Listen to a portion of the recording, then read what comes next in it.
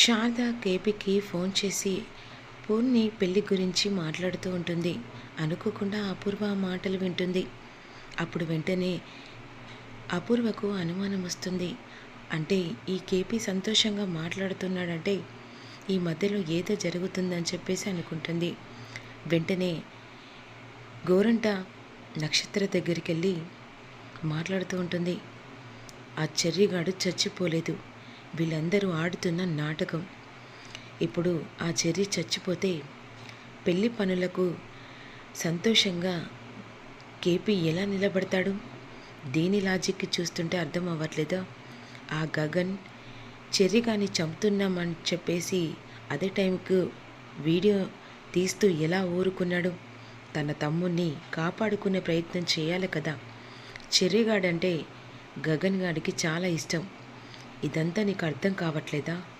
మట్టి బుర్రలు పెట్టుకొని వాడు దయ్యమే వచ్చాడని చెప్పేసి అంటున్నారే. చెర్రిగాడు చనిపోలేదు, చనిపోయినట్టు మీ ఇద్దరిని నమ్మించి నిజాన్ని బయట పెట్టడానికి నాటకం ఆడుతున్నాడు. ఏంటి మమ్మీ ఏమంటున్నావు? అవును బేబీ, ఆ చెర్రిగాడు చచ్చిపోలేదు, వాడు బ్రతికే ఉన్నాడు. ఇప్పుడు మనకు ఆధారం ఆ కేపీ హ్యాపీగా పెళ్ళి పనుల్లో చూసుకునడానికి. కొడుకు చచ్చిపోతే పెళ్లి పనులు ఎలా చేసుకుంటాడు బేబీ? చెర్రిగాని ఎలా పట్టుకొని అలాగే పట్టుకుందాం అనే విధంగా అపూర్వ అంటూ ఉంటుంది. మరోవైపు షాపింగ్ చేసుకొని ఇక కొత్త సారీ కట్టుకున్న భూమిని అందరి ముంగట ముద్దు పెట్టమని గగన్ ఒత్తిడి చేస్తాడు. బావా, అందరున్నారు చూడు, నువ్వు నా భార్యవి అంటే నువ్వు ఎక్కడైనా నాకు ముద్దు పెట్టే అధికారం ఉంది, పెట్టు. అది కాదు బావా, పెట్టమన్నాను కదా అనేసరికి భూమి గగన్కి ముద్దు పెడుతుంది. అలా అయిపోయిన తర్వాత అందరు కలిసి ఇంటికి వచ్చేస్తారు. భోజనం టైం అవుతుంది. ఈలోపు అందరికీ శారద పిలిచి భోజనం పెడుతూ ఉంటుంది. ఇక అందరికీ భోజనం వడ్డిస్తూ శారద ఈ విధంగా అంటుంది. పెళ్లి పనులు చూస్తే ఎక్కడి పనులు అక్కడే ఉండిపోయాయి, కానీ రోజులు దగ్గర పడుతున్నాయి, ఏం చేయాలో అర్థం కావట్లేదురా అని శారద అంటూ ఉంటుంది. ఎందుకమ్మా కంగారు పడుతున్నావు? అన్నీ మన భూమి చూసుకుంటుంది కదా అని గగన్ అంటూ ఉంటాడు. ఏంటి బావా, పెళ్లి పనులన్నీ నా మీదే బాధ్యతగా పెడుతున్నావు? అవన్నీ నాకు తెలియదు, తెలుసుకొని మరి పెద్దరికాన్ని నిలబెట్టుకోవాలి అని గగన్ అంటాడు. ఇక గగన్కి పప్పు వడ్డిస్తూ ఉంటుంది. అప్పుడు గగన్ వెంటనే భూమి సెల్కి ఒక ఫోటో పంపిస్తాడు. నీ ఫోన్కి ఒక మెసేజ్ వచ్చింది చూసుకో అని చెప్పేసి గగన్ అంటాడు. ఆ ఓపెన్ చేసి చూసేసరికి ఇక వ్యాలెన్స్ డే రోజున గగన్ అడ్వాన్స్గా తనకి విషెస్ చెప్పి ముద్దు పెట్టించుకుంటాడు. ఆ ఫోటో దించేస్తాడు కదా, అది ఒక్కసారి చూసి భూమి, ఏంటి బావా ఈ ఫోటో నా దగ్గరికి ఎందుకు పంపించావు? దీనికో షరతు ఉంది, ఇప్పుడు నువ్వు అన్నం తినిపిస్తేనా ఈ ఫోటో డిలీట్ చేస్తా. నాకు అన్నం తినిపించలేదనుకో నా ఫోన్లో ఉన్న ఫోటో అమ్మ ఫోన్లోకి వెళ్తుంది, ఆ తర్వాత నీ ఇష్టం. ఏంటి బావా బ్లాక్మెయిలా? నీ ఇష్టం, నువ్వేదన్నా అనుకో అని చెప్పేసి గగన్ అంటూ ఉంటాడు. నిన్ను తినిపించరు బావా. సరే తినిపించకు, నేను తిన్న తర్వాత అమ్మ ఫోన్కి మన ఫోటో పోతుందిలే. ఇప్పుడు అత్తయ్య ఫోటో చూస్తే బాబా బాబా నేను తినిపిస్తానులే, నేను అన్నం తినిపిస్తాను, నీకెందుకంత శ్రమ అని చెప్పేసి గగన్కి భూమి అన్నం తినిపిస్తుండగా శివ, పూర్ణి, శారద చాలా ముచ్చటగా చూస్తూ ఉంటారు. అప్పుడు గగన్ కూడా నేను తినిపిస్తానని చెప్పేసి భూమికి కూడా అన్నం పెడుతూ ఉంటాడు. అప్పుడు భూమి చాలా సంతోషంతో గగన్ వైపు ప్రేమగా చూస్తూ ఉంటుంది. ఇక్కడ ఇలా జరుగుతుంటే మరోవైపు అపూర్వ ఎలాగైనా చెర్రిగాడు బ్రతికే ఉన్నాడు నిజాన్ని బయటపెట్టి మనం ఈ కేసు నుంచి బయటపడాలని చెప్పేసి ఆలోచిస్తూ ఉంటుంది. అందరూ చీకటి పడుతుంది, పడుకుంటారు. అదే సమయానికి అనుకోకుండా సీసీ కెమెరాలో ఇక వెంటనే అక్కడ ఫిట్ చేస్తుంది. ఏంటిది? నక్షత్ర రూమ్లోని అందులో సీసీ కెమెరాలతో పాటుగా ఫోన్ కూడా పెడుతుంది.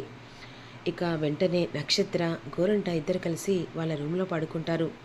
అన్ఎక్స్పెక్టెడ్గా అక్కడికి చెర్రి వస్తాడు. నక్షత్ర పడుకున్నావా? లే, నాకు ఆకలి అవుతుంది, చికెన్ వండుకుంటా. లేకపోయేదంటే నన్ను చంపినందుకు మీ ఇద్దరిని చంపి ఒక్కొక్క పీస్ చేసి నేను తింటాను. వద్దు బావా వద్దు, నీకు చికెన్ కావాలి కదా, వండుకొస్తాను. అయినా చికెన్ కావాలంటున్నావు. నేను నీ పెళ్ళానే, కానీ ఇప్పుడు నేను చేయను. నువ్వు చచ్చావు కదా, చచ్చిన వాళ్ళు చికెన్ ఏది తినరట. ఆల్రెడీ నా ఫ్రెండ్స్ చెప్పారు. ఇప్పుడు నేను ఆవహించిన దయ్యాన్ని. అయినా నీకెందుకు అంత డౌటు? చికెన్ తింటేంట, తినకపోతేంట, తినేది నేను కదా. అదే బావా, నువ్వు ఎలాంటి నాటకం ఆడుతున్నావో అర్థమవుతుంది చెర్రీ. ఎందుకంటే నువ్వు చావలేదని రీజనబుల్గా తెలిసిపోతుంది. ఏంటి, కలగన్నావా? లేదు, నిజాన్ని బయట పెడుతున్నాను. నువ్వు చచ్చావో చావలేదో ఇప్పుడు నీ చెయ్యి పట్టుకుంటే తెలుస్తుంది. ఓ, నా చెయ్యి పట్టుకుంటావా? నా చెయ్యి పట్టుకున్న తర్వాత అప్పుడు వెంటనే లోయలోకి నిన్ను గుంజుకెళ్తాను.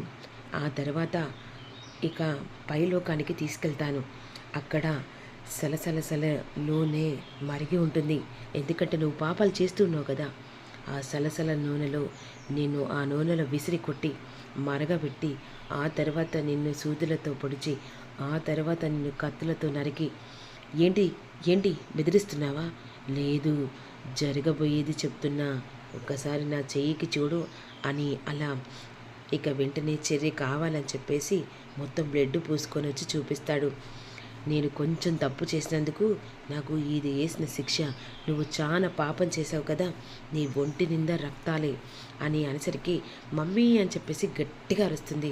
ఒక్కసారిగా గోరంట ఉలిక్కిపడి దెయ్యం దెయ్యం దెయ్యం అని చెప్పేసి అరుస్తుంది. ఈలోపు వెంటనే ఇక కరెక్ట్ టైంలోనే అపూర్వ అనుకున్నట్టుగా చెర్రీగాడు బ్రతికి ఉన్నాడని చెప్పేసి అనుకొని వెంటనే అపూర్వ నక్షత్ర గదిలోకి వస్తుంది. ఏమైంది ఏమైంది? వాడు వచ్చాడు మమ్మీ, ఆ చెర్రీగాడు వచ్చాడు. నన్ను కత్తులతో వాటితో వీటితో పొడుస్తాడని చెప్పేసి వాడు నన్ను బెదిరించాడు మమ్మీ. వాడు బ్రతికే లేడు, చచ్చాడు అనే విధంగా అంటుండగా వాడు చచ్చాడో బ్రతికాడో ఇప్పుడు చెప్తానని చెప్పేసి వెంటనే వీళ్ళకి తెలియకుండా ఆ కెమెరా తీసి చూసేసరికి అందులో చెర్రీగాడు వచ్చినట్టుగా నక్షత్రాన్ని బెదిరించినట్టు కనపడుతుంది. ఇప్పుడు చూడు, వీడు బ్రతికాడో చచ్చాడో తెలుస్తుంది. ఎందుకంటే చచ్చిన దయ్యాలు కెమెరాలో పడరు, వాళ్ళు దయ్యాలే ఒక దీపంలా కనపడుతూ ఉంటారు.